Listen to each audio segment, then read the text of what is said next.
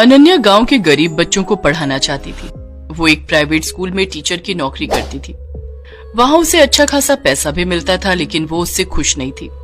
मैं इस देश के लिए कुछ करना चाहती हूँ, लेकिन इस स्कूल में पढ़ाकर कुछ नहीं होगा। ये सब अमीर घर के बच्चे हैं, विदेश चले जाएंगे। देश का भविष्य तो गांव के बच्चों के हाथ में है। अनन्या का कोई नहीं था। वो खुद अनाथ थी, अनाथालय में बड़ी हुई थी, इसीलिए वो गरीब होने का दुख जानती थी। उसके स्कूल के पास ही एक गांव था। एक दिन अनन्या उस गांव में गई। ये गांव कितना सुंदर है। तभी गांव के एक बच्चे ने कहा, अभी गांव जितना सुंदर दिख रहा है ना, बारिश के मौसम में उतना ही बुरा हाल होता है इसका। पानी जम जाता है। अनन्या ने मुड़कर देखा। एक 5-6 साल का बच्चा है। क्या नाम है तुम्हारा? मेरा नाम विष्णु है। वाह, बड़ा अच्छा नाम है। स्कूल जाते हो?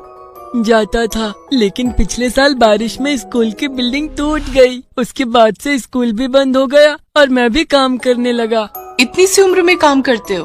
केवल मैं नहीं, गांव के सभी बच्चे करते हैं। काम करके पैसे मिलते हैं, पैसों से पेट भरता है। पढ़ाई लिखाई करके पेट नहीं भरता है। अनन्या क्या बोलेगी कुछ समझ नहीं पाई। उसने गांव के सारे बच्चों को बुलाकर लाने को कहा। विष्णु ने सभी को बुलाया। एक पेड़ के नीचे सभी इकट्ठा हुए। देखो बच्चों, पढ़ाई लिखाई बहुत जरूरी है। पढ़ाई लिखाई करके तुम लोग डॉक्टर, इंजीनियर बन सकते हो, सरकारी ऑफिसर बन सकते हो, गरीबी से मुक्ति पा सकते हो। तभी कुसुम नाम की एक लड़की ने कहा, लेकिन अभी का क्या होगा? हम स्कूल में समय दे देंगे तो काम कैसे करेंगे? काम नहीं करेंगे तो खाएंगे क्या? तुम लोग क्या काम करते हो? हम सब कपड़ों पर छोटे छोटे रंगीन पत्थर लगाते हैं। अनन्या ने बहुत सोचकर कहा, ठीक है, तुम लोग पढ़ने आओ। पढ़ाई के बाद मैं तुम्हारे काम में मदद करूंगी। आओगे न पढ़ने? सभी बच्चे राजी हो गए। विष्णु ने पूछा, लेकिन मिस, स्कूल तो नहीं है, हमें पढ़ाएंगे कहाँ? क्यों? यहीं पर पेड़ के नीचे। कल सुबह 6 बजे आ जाना सब लोग, ठीक है? अगले दिन सभी बच्चे आ गए। अनन्या भी 6 बजे आ गई। वो बच्चों को पढ़ाने लगी। 9 बजे पढ़ाना खत्म करके 1 घंटा वो बच्चों के काम में मदद करने लगी। 10 बजे से उसका प्राइवेट स्कूल शुरू होता था। आज जाने में थोड़ी देर हो गई तो प्रिंसिपल ने कहा, आज देर कैसे हो गई? वो सर, थोड़ा काम था। मुफ्त में गांव के बच्चों को पढ़ाना कोई काम हुआ क्या? देखो अनन्या, तुम वहाँ नहीं पढ़ा सकती। वहाँ पढ़ाना चाहती हो तो तुम्हें ये नौकरी से निकाल दिया जाएगा।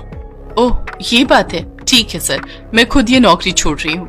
गरीब बच्चों को पढ़ाने के लिए अनन्या ने नौकरी छोड़ दी और हर रोज गांव के बच्चों को पढ़ाने लगी। वो गांव में ही रहने लगी। मेरे पास जितने पैसे हैं उससे 1 साल तो मैं निकाल लूंगी, लेकिन उसके बाद के लिए कुछ सोचना पड़ेगा। अनन्या पढ़ाने लगी। धीरे धीरे पेड़ के नीचे उसने एक झोपड़ी स्कूल भी बना लिया। गांव के बच्चे बहुत खुश थे। काम के साथ साथ पढ़ाई लिखाई भी चालू थी। लेकिन उस प्राइवेट स्कूल का प्रिंसिपल खुश नहीं था। स्कूल के बच्चे प्रिंसिपल के पास आकर कह रहे थे, सर, अनन्या मैडम बहुत अच्छी पढ़ाती थी। अनन्या मैडम को वापस लाइए, नहीं तो हम स्कूल छोड़ देंगे। प्रिंसिपल मुश्किल में पड़ गए और कुछ ही दिनों में बारिश का मौसम आ गया। गांव में जोरदार बारिश होने लगी। विष्णु ने कहा, टीचर, अब तो गांव में पानी भर जाएगा, हम पढ़ेंगे कैसे? अनन्या के पास कोई जवाब नहीं था। उधर प्रिंसिपल ने सोचा, बारिश शुरू हो गई है। आज रात को मैं अनन्या की झोपड़ी स्कूल को तोड़ दूंगा। सभी सोचेंगे कि बारिश में टूट गई है। रात को बारिश पड़ने लगी। प्रिंसिपल झोपड़ी स्कूल के पास आए और एक डंडे से स्कूल को तोड़ दिया। अगले दिन सुबह अनन्या ने जब स्कूल की हालत को देखा तो वो रो पड़ी। कितनी मुश्किल से स्कूल को बनाया था, सब कुछ खत्म हो गया। बच्चे इतनी बारिश में भी पढ़ने के लिए आ गए। कोई बात नहीं टीचर, हम पेड़ के नीचे बैठकर ही पढ़ेंगे, लेकिन तुम लोग बारिश में भीग जाओगे। हम अरबी के पत्ते से सर ढक लेंगे। बच्चे बहुत सारी अरबी के पत्ते उठाकर ले आए और उससे अपने अपने सर को ढक लिया। अनन्या बहुत खुश हुई। इन लोगों में पढ़ने की इच्छा देखकर उसका मन भर गया। उधर प्रिंसिपल गुस्सा होने लगा। झोपड़ी स्कूल को तोड़ देने के बाद भी ये बच्चे पढ़ रहे हैं। कोई बात नहीं, बस 2 दिन में ये गांव में बाढ़ आ जाएगा, तब देखूंगा कि ये लोग कैसे पढ़ाई करते हैं। सच में वही, बारिश दिन ब दिन बढ़ने लगी। उसके साथ लगातार बिजली गिरने लगी। विष्णु ने अनन्या से पूछा, मैडम, पेड़ के नीचे बैठकर हम नहीं पढ़ेंगे क्या? नहीं, बिजली ज्यादातर पेड़ पर ही गिरती है। पेड़ के नीचे बैठने से हमें खतरा हो सकता है। 2-3 दिन इतनी बारिश हुई कि हर साल की तरह इस साल भी गांव में बाढ़ आ गई। कमर तक पानी आ गया। गांव के लोग बोरिया बिस्तर लेकर अपने अपने घरों की छत पर जाने लगे, फिर भी बारिश नहीं रुकी। अनन्या ने गांव के लोगों से रिक्वेस्ट की, देखिए, बच्चों की पढ़ाई बहुत जरूरी है, छत पर थोड़ी सी जगह दे दीजिए। लेकिन गांव वाले गुस्सा हो गए। इस समय में भी तुम्हें पढ़ने और पढ़ाने की चिंता हो रही है? हाँ, क्योंकि सामने बच्चों के एग्जाम आ रहे हैं। इस एग्जाम में पास हो गए तो फिर इन लोगों को सरकार की तरफ से स्कॉलरशिप मिलेगी। बच्चों का खर्चा तब सरकार उठाएगी। हमें वो सब नहीं पता, हमें चैन से जीने दो और चली जाओ इस गांव से। अनन्या को दुख पहुंचा। प्रिंसिपल ने अनन्या को कॉल किया। जिस गांव के लिए तुम इतना कुछ कर रही हो, उस गांव के लोगों ने ही तुम्हें सुना दिया। मेरी बात मानो और लौट आओ स्कूल में। नहीं सर, इन बच्चों को पढ़ाने का दायित्व लिया है मैंने। अगर इन बच्चों को आप अपने स्कूल में भर्ती करा लेंगे तो ही मैं लौटूंगी। पागल हो गई हो क्या? उन बच्चों की फीस कौन भरेगा? तुम? अनन्या नहीं मानी। कुसुम ने अनन्या से कहा, मैडम हम पढ़ना चाहते हैं, हम कहीं पर भी बैठकर पढ़ लेंगे। लेकिन बैठोगे कहाँ? चारों तरफ तो पानी ही पानी है। मैडम पास में ही नदी है, बाहर के समय कोई नाव से नदी में नहीं जाता है, वो सारे नाव पानी पर ही तैरते रहते हैं। क्यों ना हम नाव में बैठकर पढ़ाई करें? हाँ, ये कर सकते हैं विष्णु। चलो सब लोग हम नाव में जाएंगे। सर पर किताबें लेकर सभी तैरने लगे और तैरते हुए नाव में चले गए। सब लोग नाव में मिलजुल कर बैठ गए और अनन्या पढ़ाने लगी। लगातार 2 हफ्ते तक बारिश होती रही और 2 हफ्ते तक वो लोग नाव में ही रहने लगे। उसी में खाना बनाकर खाने लगे और पढ़ने लगे। एग्जाम का दिन आ गया। नाव लेकर सब लोग एग्जाम देने गए। सभी ये देखकर हैरान हो गए। एग्जाम में सारे बच्चे पास हो गए और सबको स्कॉलरशिप मिल गई। मैडम हमें स्कॉलरशिप मिल गई है, हम मुफ्त में अच्छे स्कूल में जा सकते हैं, लेकिन हम कौन से स्कूल में जाएंगे? तभी वहाँ प्रिंसिपल आ गए और बोले, मेरी स्कूल में चलो सब लोग। अब तो फीस की भी टेंशन नहीं रही और तुम लोग जाओगे तो अनन्या भी स्कूल में वापस ज्वाइन करेंगी। बच्चे बहुत खुश हुए। उसने फिर से स्कूल ज्वाइन कर लिया। गांव के बच्चों को भी अच्छी शिक्षा मिलने लगी और अमीरों के बच्चे भी अनन्या को वापस पाकर खुश हो गए। अनन्या को भी जॉब मिल गई, पैसों की टेंशन नहीं रही। इस तरह सभी खुशी खुशी पढ़ने और पढ़ाने लगे। 7 साल की गरीब बिंदी अपने माता पिता के साथ झबुआ गांव में रहती थी। बिंदी को पढ़ने लिखने का बहुत शौक था। बिंदी रोज अपने घर के दरवाजे पर खड़ी हो जाती और बच्चों को स्कूल जाते हुए देखती थी। दूसरे बच्चों को स्कूल जाते देख बिंदी का भी पढ़ाई करने का बहुत मन था। वो भी चाहती थी कि किताबें पढ़े और पढ़ लिख कर बड़ी अफसर बने। एक दिन उसने अपने मन की बात अपने माता पिता को बताई। लेकिन बिंदी बेटी, हमारे पास इतने पैसे नहीं है कि हम तुम्हारा नाम स्कूल में लिखवा सके, और फिर हमारे घर से स्कूल बहुत दूर है बिटिया। बिंदी के बाबा, बिंदी का इतना मन है तो गांव के सरकारी स्कूल में इसका नाम लिखवा दीजिए। हमारी बिंदी कम पैसों में भी पढ़ लिख जाएगी। हाँ बाबा, और जहाँ तक स्कूल जाने की बात है, मैं पैदल ही चली जाऊंगी। ठीक है, तुम लोगों की यही मर्जी है तो फिर यही सही। बिंदी के पिता जालू जंगल जाकर जलाऊ लकड़ियाँ इकट्ठी करते थे और फिर उनका गट्ठर बनाकर गांव में बेचते थे। एक गट्ठर के उन्हें 50 रुपए मिलते थे। इसी से उन तीनों का गुजारा चलता था। दूसरे दिन जालू ने स्कूल जाकर बिंदी का एडमिशन करवा दिया। बिंदी अब रोज स्कूल जाने लगी। बिंदी के पास इतने पैसे नहीं थे कि वो रिक्शे से स्कूल जाए। ऊपर से जून का महीना था, बहुत प्रचंड गर्मी पड़ रही थी। लेकिन गर्मी भी बिंदी का हौसला तोड़ नहीं पाई। इस भीषण गर्मी में भी बिंदी पैदल ही स्कूल जाने लगी। बिंदी जब अपने क्लास पहुंची तो देखा सौम्या मैडम बच्चों को पढ़ा रही थी। क्या मैं अंदर आ सकती हूँ मैडम? बिंदी की आवाज सुनकर क्लास के सारे बच्चे बिंदी की ओर देखने लगे। बिंदी सर से पैर तक पसीने से तरबतर हो रही थी। उस पर से उसने आदिवासियों वाली ड्रेस पहनी थी जो पेड़ के हरे पत्तों से बने हुए थे। बिंदी की ये हालत देखकर क्लास के सारे बच्चे जोर जोर से हंसने लगे। बिंदी समझ गई कि सारे बच्चे उसे देखकर हंस रहे हैं, लेकिन उसने मन ही मन सोचा, चाहे कुछ भी हो जाए, मुझे किसी की तरफ ध्यान नहीं देना है और सिर्फ अपनी पढ़ाई करनी है। बिंदी ने अपनी क्लास टीचर सौम्या की तरफ देखा। उन्होंने बिंदी से कहा, हाँ तुम अंदर आ सकती हो। बिंदी के क्लासरूम में अंदर आते ही सौम्या ने बिंदी से कहा, तुम बिंदी हो ना, न्यू एडमिशन? जी मैडम। तुमने स्कूल ड्रेस क्यों नहीं पहना? मैडम जी, हम लोग बहुत गरीब हैं। मेरे माता पिता के पास स्कूल ड्रेस खरीदने के लिए पैसे ही नहीं हैं, इसलिए मैं ये हमारी ड्रेस पहन कर आई हूँ। ये आदिवासियों की परंपरागत ड्रेस है। ठीक है बिंदी, जाओ जाकर अपनी सीट पर बैठ जाओ। बिंदी अपनी सीट पर जाकर बैठ जाती है। क्लास के बच्चे अब भी उसे देखकर हंस रहे थे। थोड़ी देर के बाद लंच का समय हो गया। क्लास के सारे बच्चे बिंदी को चारों तरफ से घेर लेते हैं और उसका मजाक उड़ाने लगते हैं। बिंदी, बाहर बहुत गर्मी है। इस गर्मी में अगर तुम्हारी ड्रेस के पत्ते सूख कर झड़ गए तो क्या होगा?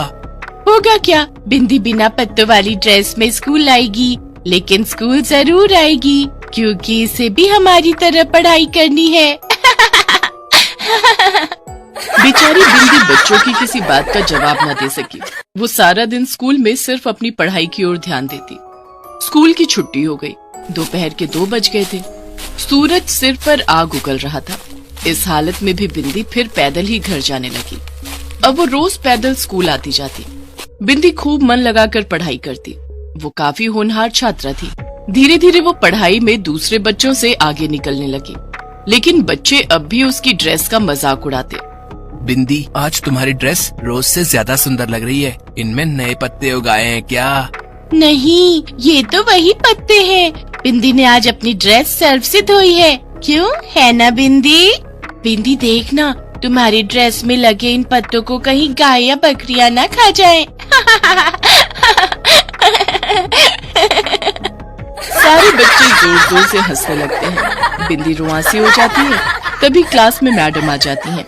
क्या हो रहा है यहाँ? तुम सब बिंदी को परेशान क्यों कर रहे हो? आज के बाद मैंने किसी को बिंदी को परेशान करते देख लिया तो उसे पनिशमेंट दूंगी, समझे? जाओ, सब अपनी अपनी सीट पर बैठ जाओ। सारे बच्चे अपनी अपनी सीट पर बैठ जाते हैं, लेकिन सबकी नजर बिंदी की ड्रेस पर थी।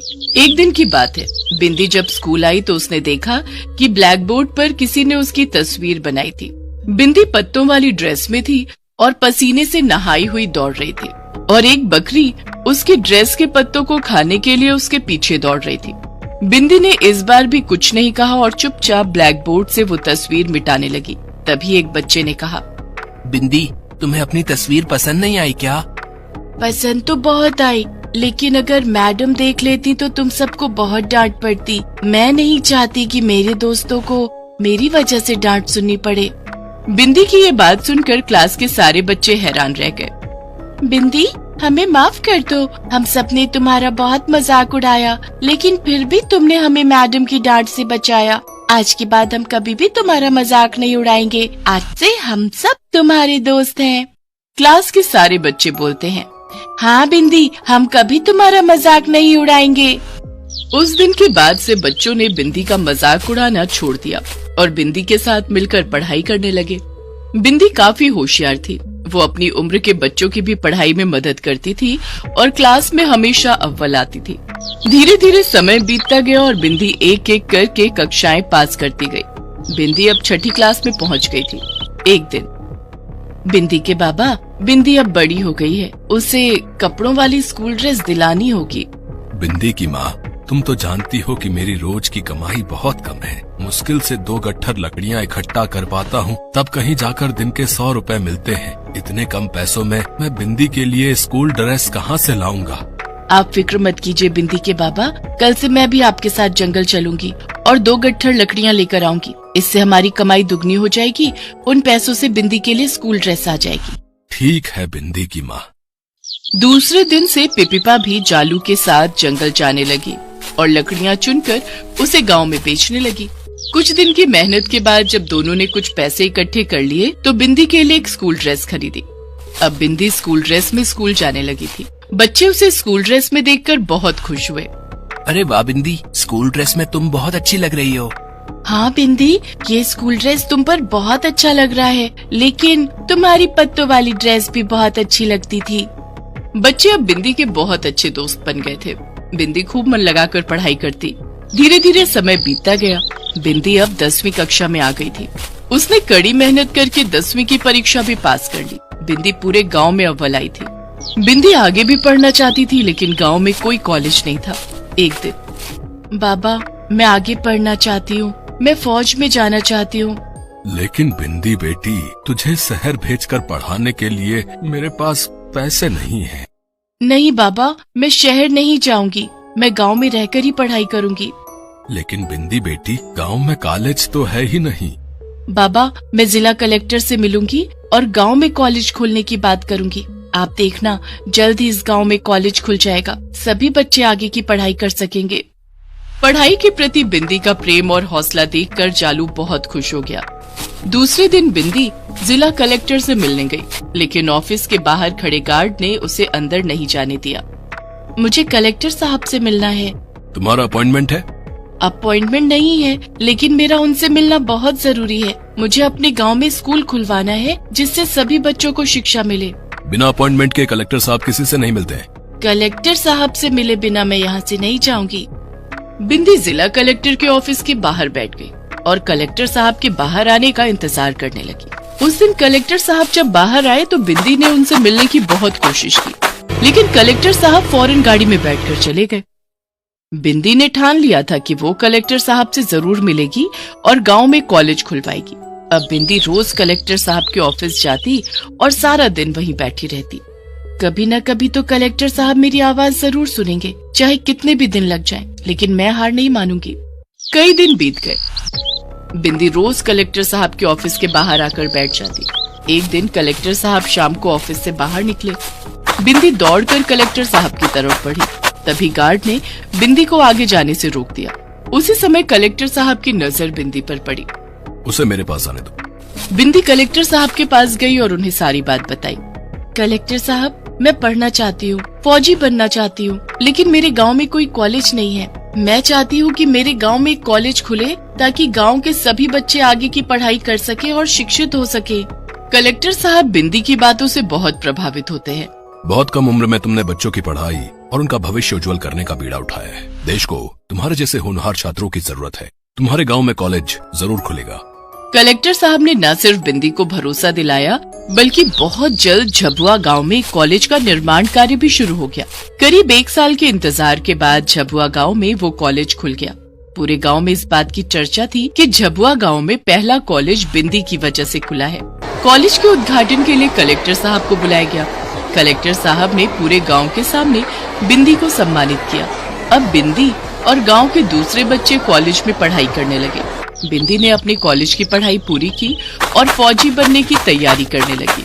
उसने प्रतियोगिता परीक्षा के लिए जी तोड़ मेहनत करनी शुरू कर दी। बिंदी की मेहनत रंग लाई और फौजी की भर्ती परीक्षा में भी वो अव्वल आई। अब बिंदी गांव की पहली आदिवासी महिला फौजी बन गई। पूरे गांव के लोगों ने बिंदी के माता पिता जालू और पिपीपा और साथ में बिंदी का खूब सम्मान किया।